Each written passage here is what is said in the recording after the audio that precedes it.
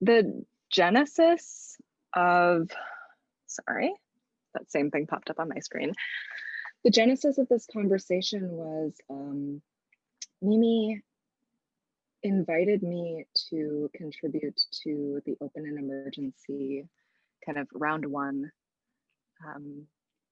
And that meant helping contribute to a bunch of tarot cards that we collaboratively created to address experiences within Asian American communities. So I got to do visual work and written work for cards like the model minority, the refugee, so many, the ghost, the I'm trying to even remember the initial ones. And then because of the popularity of the first issue or the first iteration of that work, yes, we all have our cards. Mimi and Lawrence did a second round, and I was lucky enough to get to write an essay and do another card on the question of emergency. What constitutes an emergency and for whom?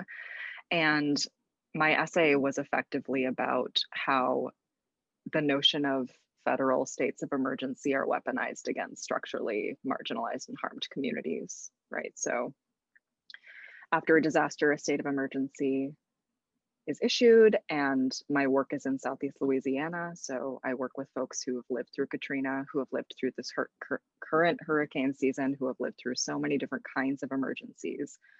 And the state of emergency looks good on the outside, right? Because it allows for folks to kind of dissolve extant ways of operating and just solely focus on the problem that is the emergency. But often what happens is that folks who have the most resources continue to be resourced, and folks who have the fewest resources get even less.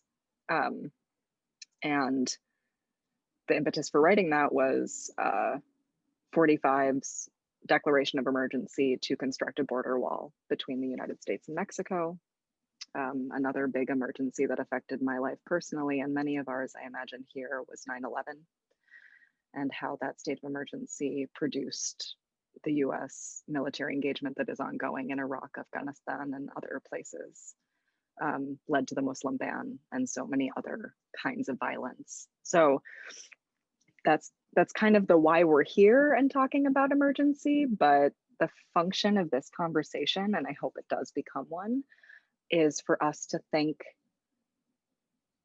about, especially given that we are in so many layers of states of emergency right now, right? The pandemic is an emergency. The uprising in the aftermath of the murder of George Floyd in Minneapolis, where I'm from, is a response to emergency and was met with other kinds of emergency declarations. What do we do? And how do we imagine given this context? So those are kinds of the questions that I'm hoping to frame for you all, so we can have a engaged conversation about not just we're stuck in this impossible situation where the powers that be keep acting in ways that harm us, because that is inevitable, unfortunately, at present, and I imagine for a very long time. But what do we do in spite of that? What do we do given that? That gives us some agency and feels possible, especially when we're having this conversation within the context of Asian American mental health. Improving it, fostering it, talking about it, naming it as something that's important for us to talk about. So if folks have writing implements nearby, I would love for you to grab those, be it your screen or by hand or whatever makes sense. And I just wanted to quickly share so the definition of emergency is a serious, unexpected, and often dangerous situation requiring immediate action. That's from the Oxford English Dictionary. And I think the origin is interesting. Mid-17th century, from medieval Latin emergentia, from Latin emergere, arise, bring to light. So it's not just this question of crisis, but what light is shone on crisis, or what comes to light in crisis. And I am new to Blackboard, so please bear with me. But the question that I would love for you all to take a few minutes to answer. And you can think about this, you can write about it, but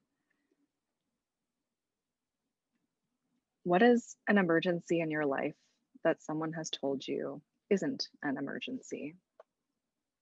And in thinking about that, what states of unwellness, crisis, etc., are you not supported in feeling or understanding as crisis? So you're welcome to dump in the chat if it's helpful that I give you examples, or maybe folks just kind of write into this question for now, and then we come back together in about 3 minutes, just thinking about this question of emergency. Go ahead.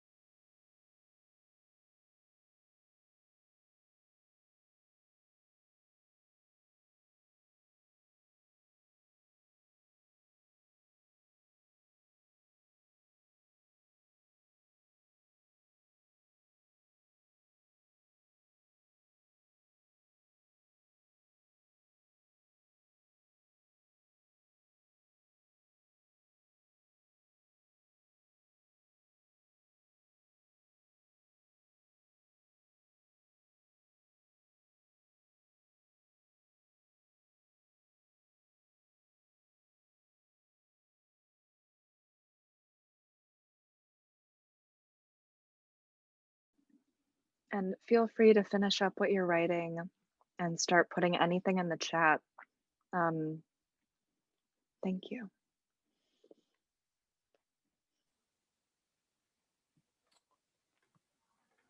Jesse writes, when I get really hungry, it's an emergency because I also get hangry. However, my partner doesn't understand because they never felt this experience. So feeling alienated by the fact that other people don't understand your embodied experience.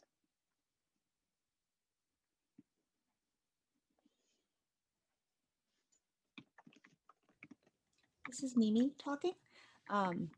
This prompt was really helpful for me, Simi, because I feel like I live in a constant state of crisis, and hence open an emergency. It's always an emergency. But this question made me think about what is legible as an emergency, as a crisis in my life, and what I feel is not legible to other people, and what contributes to that illegibility. So like one of the crises that I have experienced for a very long time is a 7-year long custody battle. And I feel like there's several things that contribute to why this is not legible to people as crisis. One is that it's constant and ongoing. And so there's not a very distinctive eruption. There are eruptions, there are eruptions in this process, but it doesn't look like this one big emergency moment that then we can fix. It's a constant kind of crisis and constant kind of violence. And then I think people also get fatigue.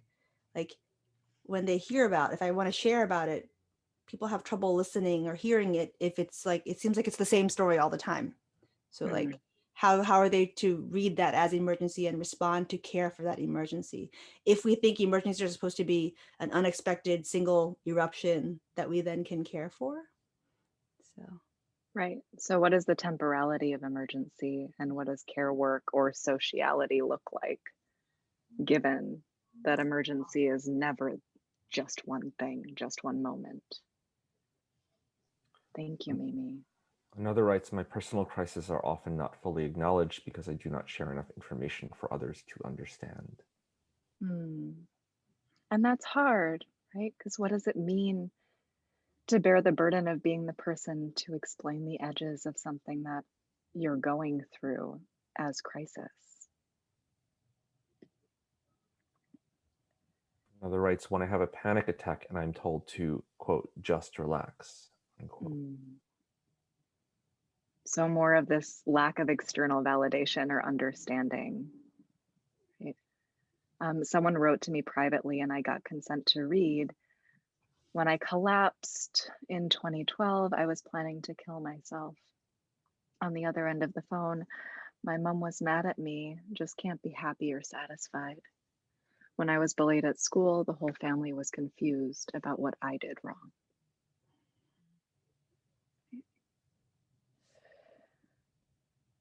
And someone else just wrote, because I am so often helping others resolve crises, I'm not seen as the person who has crises. And I think this is, thank you all so much for sharing and being vulnerable and sharing. It sounds like a lot of what, and sorry, Kat is going to be present throughout in some way.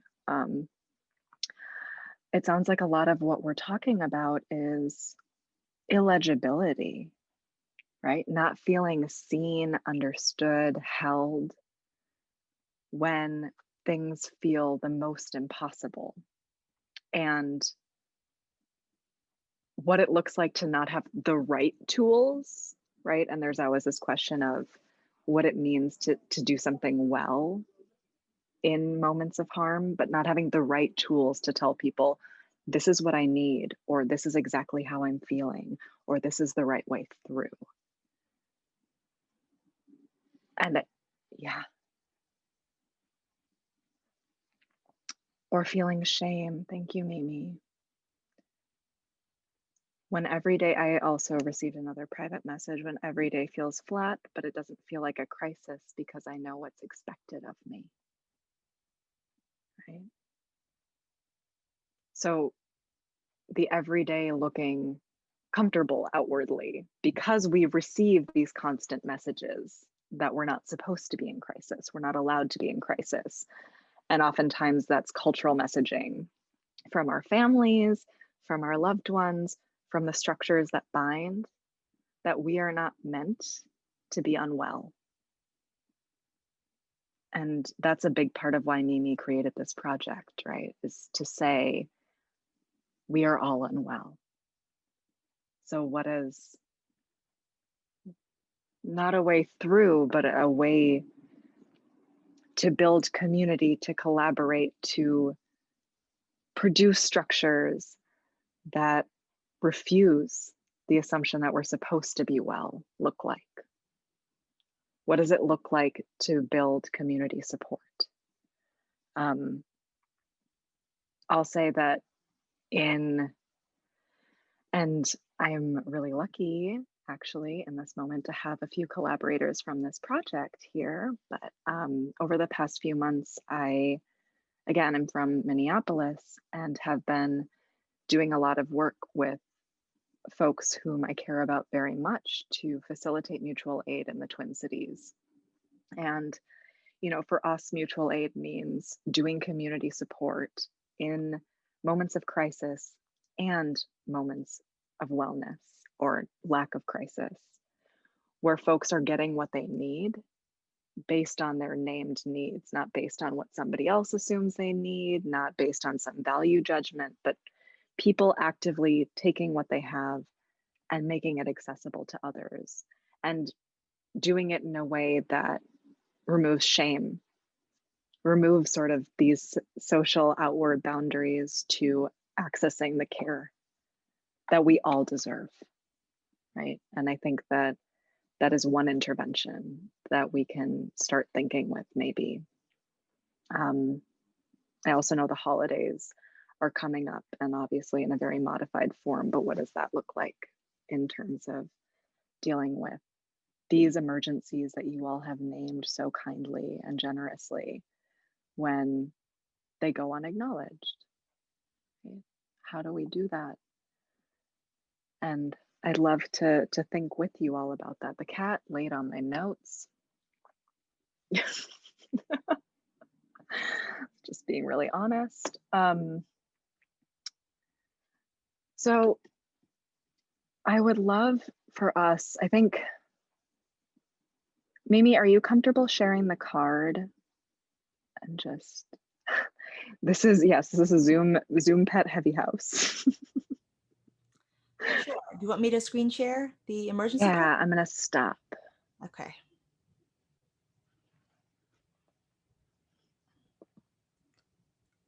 Oh, I can't screen share. I think maybe I'm not a host right now. Okay. Tim, can I can be you make elevated to co-host? Then I can share it. Yes, got it. Thank you, tech support.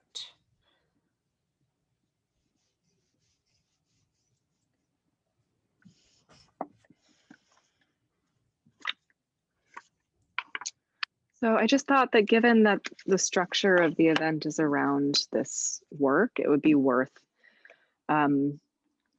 reading the card. I hope that this is useful.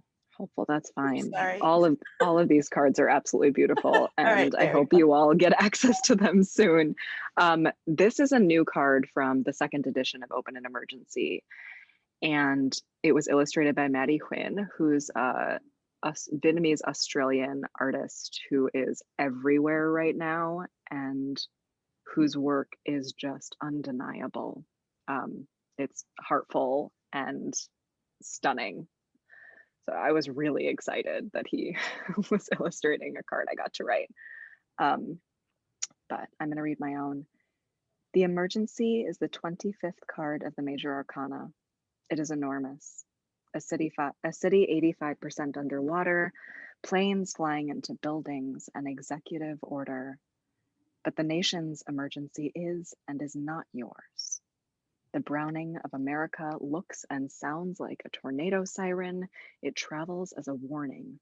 Stories told about, but not with you.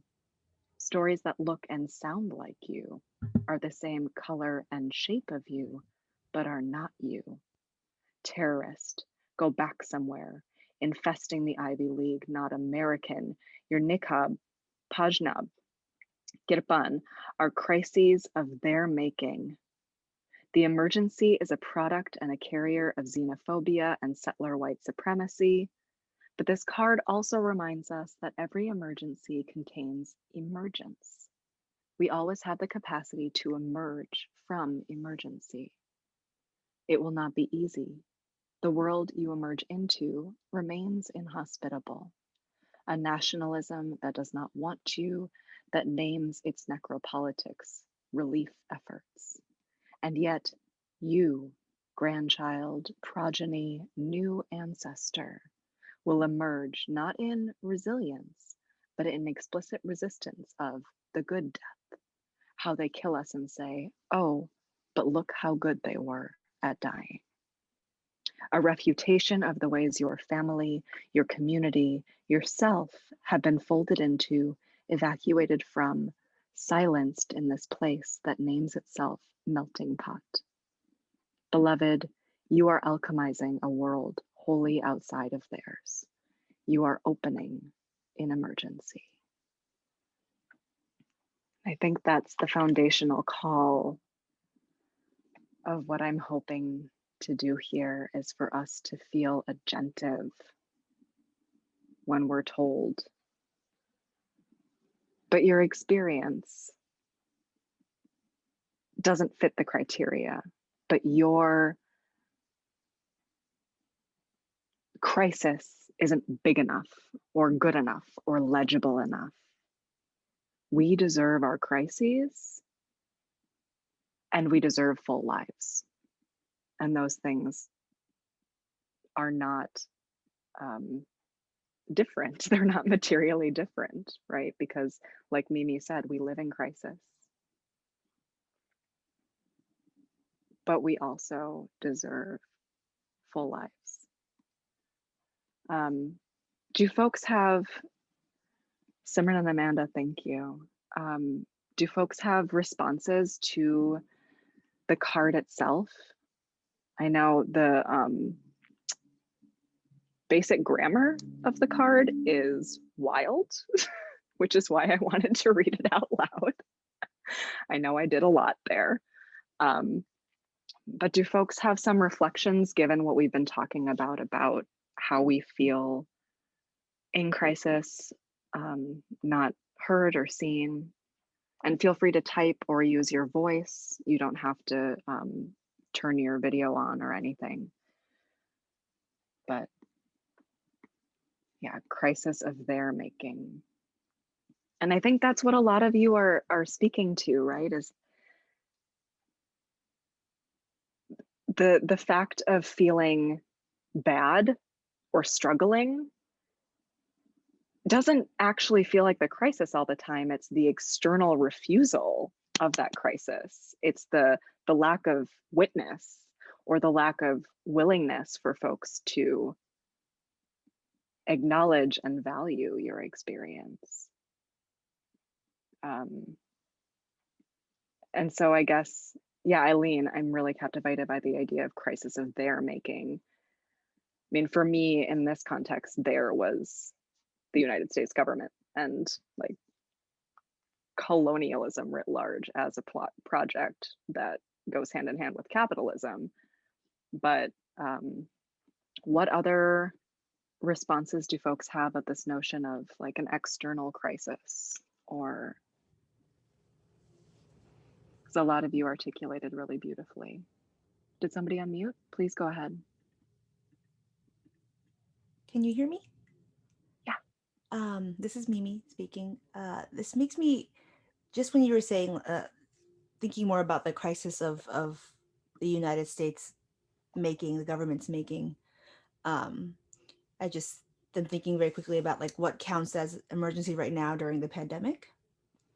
A kind of like, for a while, federal government administration refusal to admit that an emergency is happening, right? So like the opposite, right? Like some of the examples you give are the state naming a certain kind of emergency that doesn't match up with people's lived experiences of emergency, or sometimes butts up directly against someone's experience on the ground of what the emergency feels like to them, but the state names it something differently for the state to control the situation. And this is sort of the opposite in that I'm noticing, right, the refusal to name an emergency that is an emergency, but also to like, and this is where it's not the opposite, to try to make something else the emergency, right? To name something else as what's national crisis, which is like right now voter fraud and all other kinds of things are named as national Right. crisis and not the public health crisis that people are experiencing. So I think Right. it's helpful for me to kind of think about who is calling what an emergency um, and who's in positions of power and authority to do that and what the consequences of those things. Hmm. Do folks have responses to that? I don't want to be the only one talking, truly. This is Jim. Can I bring it to a different scale? Yeah. Only because, this is front and center for me in teaching my classes, that our students are experiencing that kind of displacement of emergency, right? So they are feeling deeply the emergency of learning in the context of pandemic and having to do so remotely, um, and at the same time maintain some fiction of what our institution calls academic continuity. And there's a kind of more general emergency crisis that's happening in all of that, and yet that there's a kind of non-recognition of the ways that students are experiencing all kinds of things and feelings, right? And very few places to share that. So there's a kind of displacement that's taking place there that in some ways mirrors what Mimi was saying. Thank you for that offering, Jim. I know we have a few students in this space. Does anybody want to speak to that?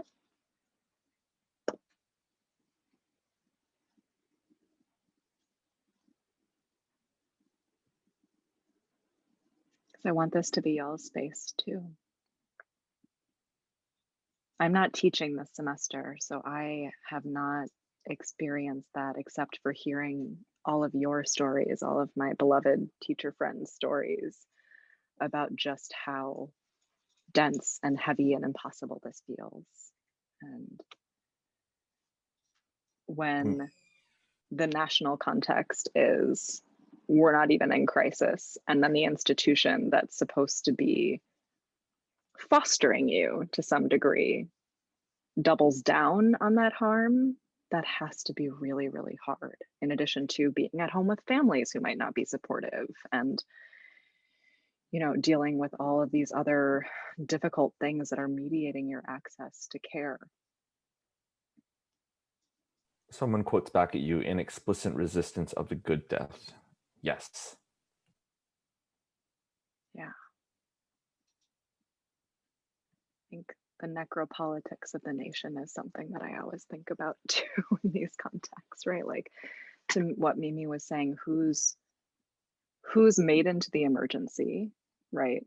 Early on in the pandemic, it became clear that predominantly Black, Latinx, Indigenous folks, and Asian American folks were dying at significantly higher rates,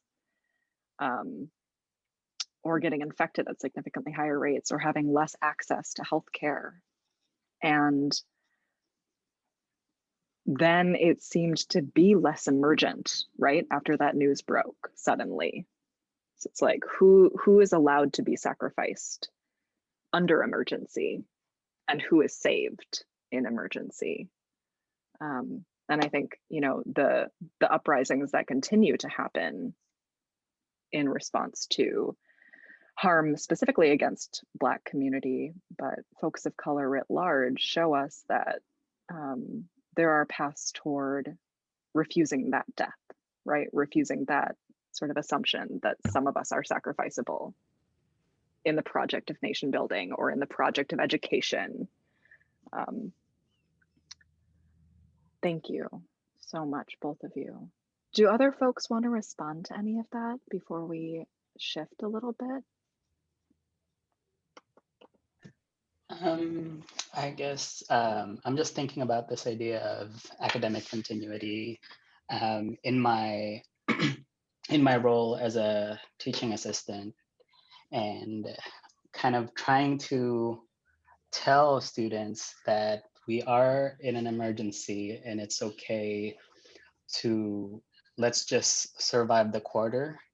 But it's quite difficult in a way to tell them that an A doesn't mean anything right now in the academic context, because it has, their grades, whatever their GPA is, has a huge impact on whatever the future life that they're imagining.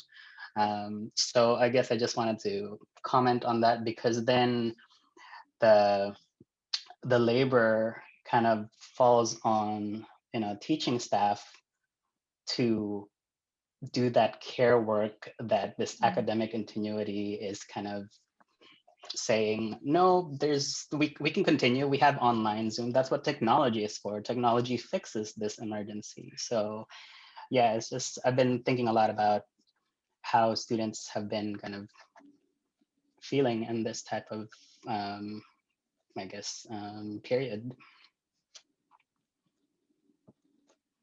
Thank you so much for naming that, and just the burden of care work, right? Which I think is always so overwhelmingly put on educators who are in the humanities in particular, and especially ethnic studies, gender studies, those of us who do the kind of academic work that is inherently care work to begin with, right? On various scales, it falls to us to care always.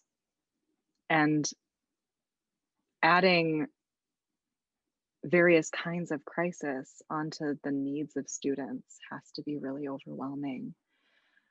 Somebody wrote, yep, Joseph, I recently described myself as a frontline caregiver for my department, although I am a grad student too.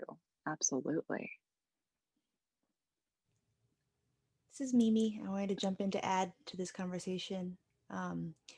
Something I'm teaching at Georgetown right now, and something I'm noticing with my students, this is to echo some of Jim's and Joseph's comments, that the emergency seems to be not students' health or mental health or living conditions right now. According to the university, it seems to be like the possibility of cheating while remote learning. Like that is the crisis the administration and faculty are worried about. And so I'm seeing all these new structures of like remote proctoring being created and implemented to address that crisis, right? That students might be cheating, so we need to use like Proctorio and other kinds of surveillance technologies now, right? Yeah, I was going to ask, that's effectively surveillance technology, right? It's insane surveillance technology. My students have been describing to me, like at Georgetown, it's a technology that you have to like scan your room with the camera before you take the exam, and then it watches your eyeballs while you are taking the exam so that your eyes do not, if they go down too long, it flags you as cheating and will like kick you out of the exam. If it, you have to leave your mic on. So if it catches certain kinds of noise that it flags as possibly talking or possibly looking things up, it marks you as cheating. So it just has all these different ways to mark apparently non-normative bodily movement during exam. And like that's what, and this is happening more in the STEM, in the sciences and math. Exams that are happening. So this is again your comment about humanities rings a little true here, I think, in terms of like who's not doing care work with their students, and so that like this language of crisis is helping me think about that, like what the administration at the university and faculty think is the crisis. It's not students' mental health, it's whether they're cheating or not cheating, and then how do we police their bodies and create all these, how do we use digital technology, right, even more to address that crisis, which then creates mental health crises that we don't care about. Right? Yeah, Amanda wrote, in the humanities, I think this reflects poor assessment design rather than high risk of cheating. And Deirdre wrote, and this concern with cheating has a huge impact on students with disabilities who do and who do not have accommodations. Right. So the response to crisis, or the scaffolding of crisis, is surveillance. and policing behaviors that are non-normative in white supremacist culture,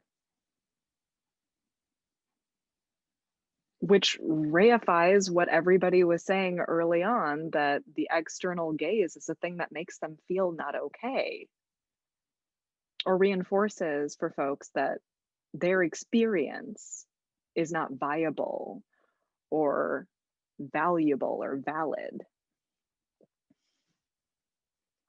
Other folks want to, yeah, Amanda.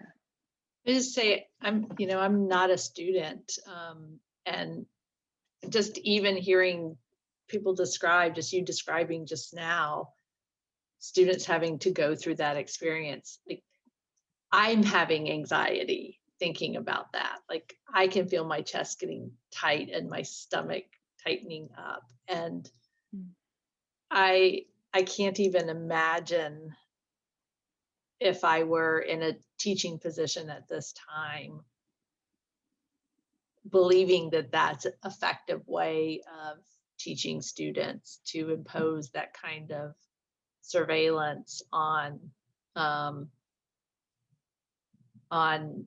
examination. To me, it just reflects an inability to actually think about how to best assess that students are learning the information and to think creatively. And I understand faculty are also under huge stress themselves and might not have the mental capacity to be really creative and think about new types of assessment that to do in these virtual environments, but to simply impose that kind of surveillance to me is just so unreasonable, and like I can't imagine us as a student having to experience that. So Thank you for naming that. So I think we've unfortunately collected some pretty solid, one of my had we had the time, one of my questions was going to be what deepens an emergency, and I think we already did that. Like what takes emergency or crisis and brings it down and makes it sediment into the body, what makes it feel impossible to get out of, what makes it feel just true, what naturalizes crisis in the landscape. And it's like the speed at which all of this has happened and rolled out too, I think speaks a lot to how crisis is just what we're doing now. And so on the back of that, sorry, I was wondering if we could have, again, just like 2 minutes of writing maybe, or just thinking on what resources we need to not deepen an emergency or respond to it. And I'm just going to put that up on our whiteboard again. But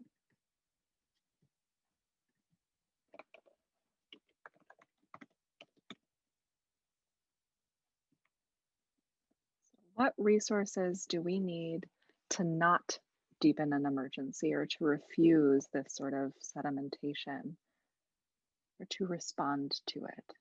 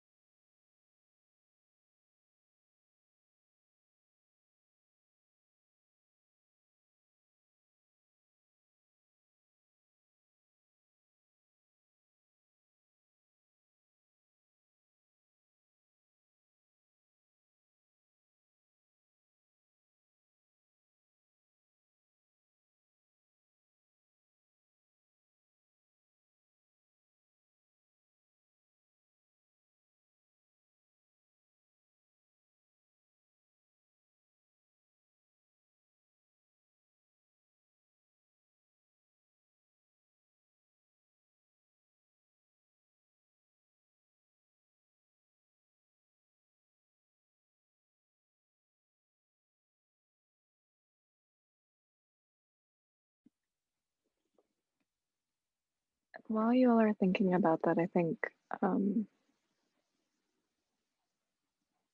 the last sentence of the card is, you are opening an emergency. And I think a corollary question could be like, what would it feel like to do that anyway?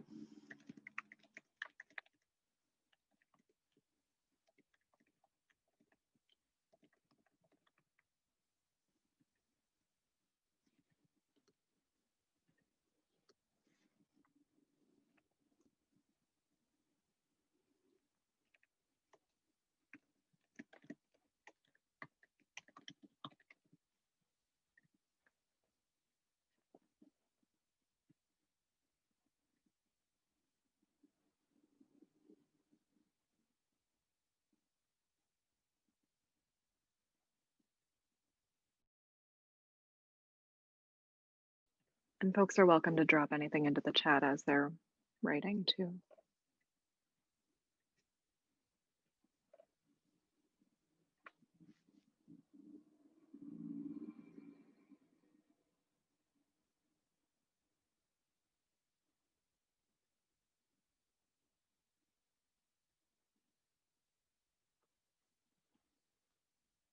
That's me, Simi.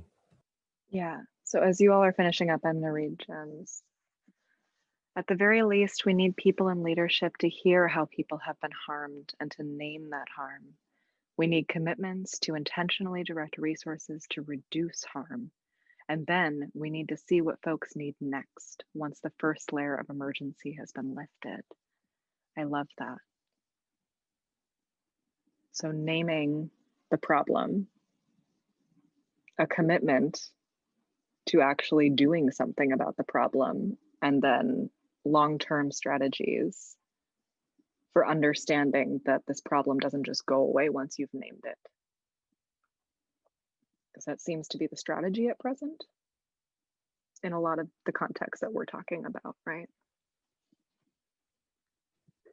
I think for me, this question is kind of hard because I guess when I try to like feel validated, because I know that's like a way of something I need in type of emergency, but at the same time, when I do talk about like life, and like as Mimi said, all my life is like this sort of emergency, other people tend to be like, oh my God, I'm so sorry you have to go through that. And when, not all the time, but like on specific topics that I talk about, people are like, when they tell me that, I think like, wait, is that something that is a problem?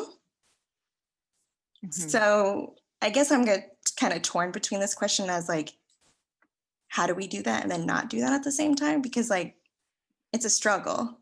Like people telling me, oh my God, I'm so sorry you feel that way. And I'm like, what are you talking about? Like, it's no big deal. And then it makes me think like, oh crap, maybe I should be like thinking it's a big deal.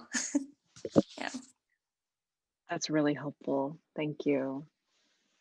So the question of, I think the thread of what you all have been naming throughout is when whatever sort of this external social mirror is held up to us, that's when we're supposed to understand ourselves as wrong or not okay, right? So Jesse, please tell me if I'm misunderstanding, but I hear you saying,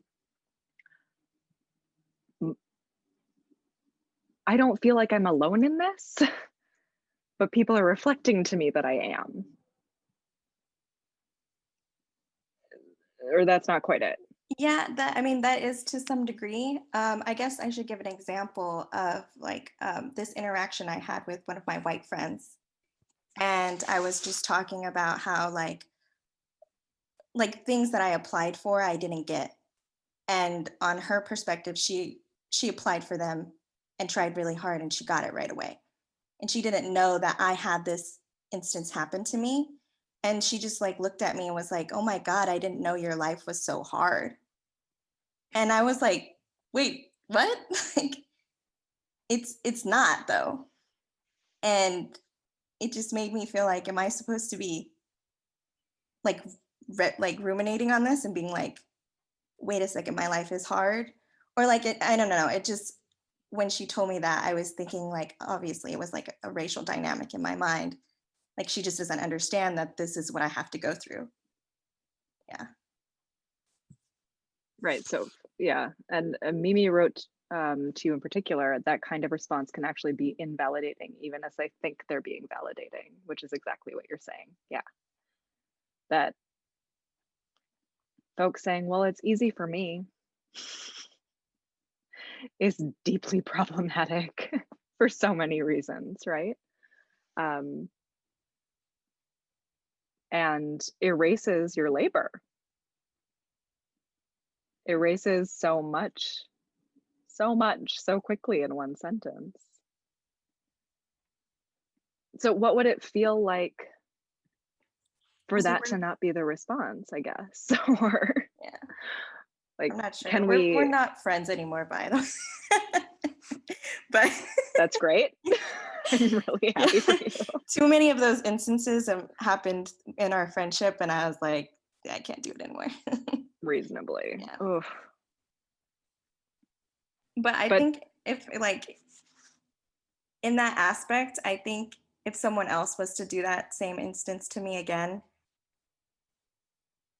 they would have to, like, if I'm not addressing something about anything of race, then I don't think it should be there. Or if they want to bring it up, they should, I guess, not be so like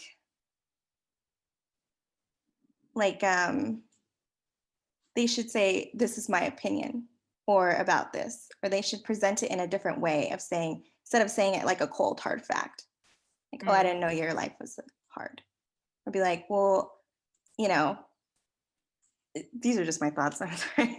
No, that's very reasonable. And I think what you're saying, or a kernel of what I'm hearing and what you're saying, is that when folks see themselves as the norm, right, and are the center of their story and what they presume your story is too, they have no way of coming into actual communion with you.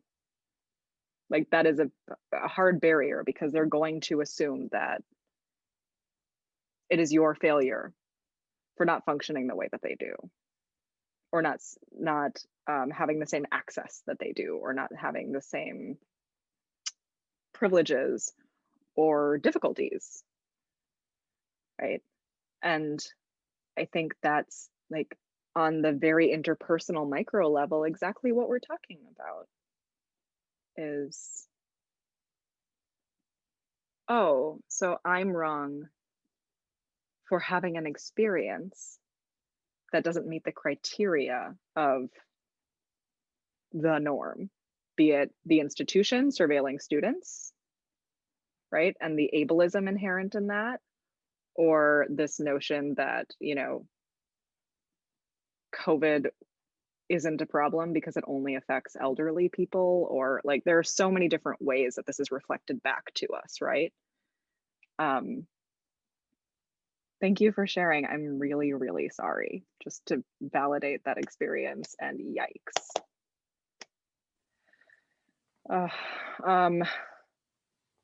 Deirdre added to what Jim said, steps to protect against the emergency from happening again, if we're thinking in this processual way. And that's kind of what I'm trying to get to, right? Not just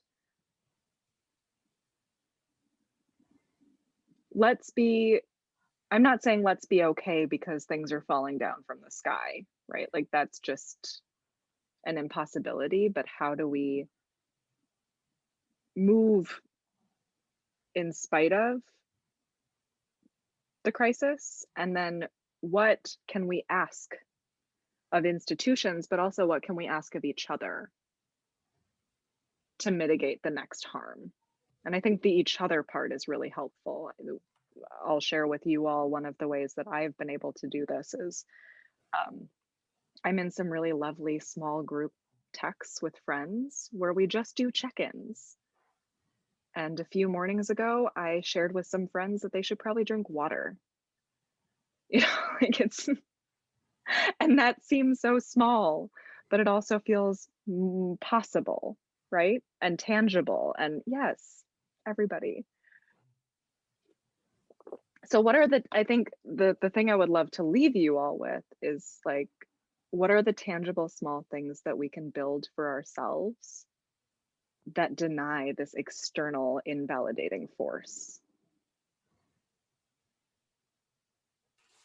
It doesn't have to require other people, right? That's wonderful, but also what things can we produce that aren't in answer to the emergency, but just that are for us, and acknowledge our full selves and our needs. We have time for like one more person to share if somebody has something burning that they would love to share. Could I just ask you to repeat the question? Yeah, just what can we make for ourselves in spite of and given emergency? Like what, given that we know that the powers that be are going to fail us. More group texts, agreed. More group texts. Other thoughts, folks can type them in or voice them. If we're just gonna make like a tiny toolbox really quick, are there other things?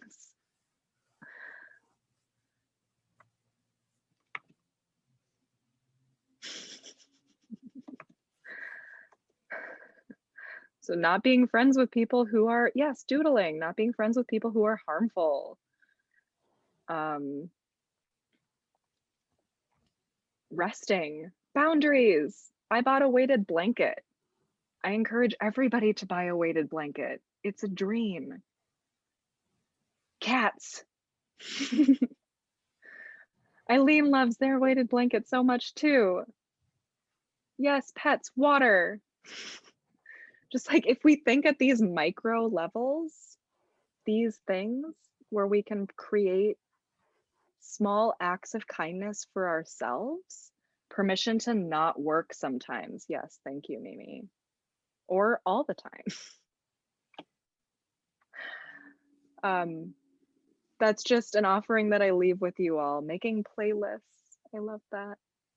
What if, yeah, the micro idea, if we give ourselves permission to just think of chocolate, chat with friends in the sun, binge watching. Y'all are so good at this. Delivering food to each other. Like these are just little bits of what, I mean, I call mutual aid that we can start producing for ourselves and in community that make ourselves possible, even if we're being told we're not supposed to be, even if we're being told that we're doing something wrong, even if we're being told that we're not in crisis correctly. Micro acts of mutual care creates new demand for macro change. I love that. Ask for help. Thank you all for this beautiful input session from Simran. Ask for food. I love all of those things. So that is permission to feel. Yes, whatever it is. I have a sticky note on my desk that says anger is divination. And I tell myself that all of the time. Anger is not just a feeling. You are calling something in, you are acknowledging something that's showing up because you have to feel it and you have to talk to it. Let anger be your divination. All of your feelings are valid. Mimi's hungry. Yes. Well, everybody, thank you. Thank you so much, Jim and Mimi, for creating this space. Thank you all so much for facilitating it. Yes, anger is so productive. Finding one small act that responds directly to the emergency that I am experiencing or seeing others experience, small donation, writing in support of a small action, that's great. I appreciate you all so much and your willingness to engage. Just to protect all of your time and to give you time to go do care work, ideally, I am going to let you all go. But thank you. Thank you so much for this space, for co-producing it with me. I really, really, really appreciate you all. And I hope you have a good rest of your day. Thank you all for coming. Thank you. Thank you. Bye-bye. Be well, everyone. Be well. Here.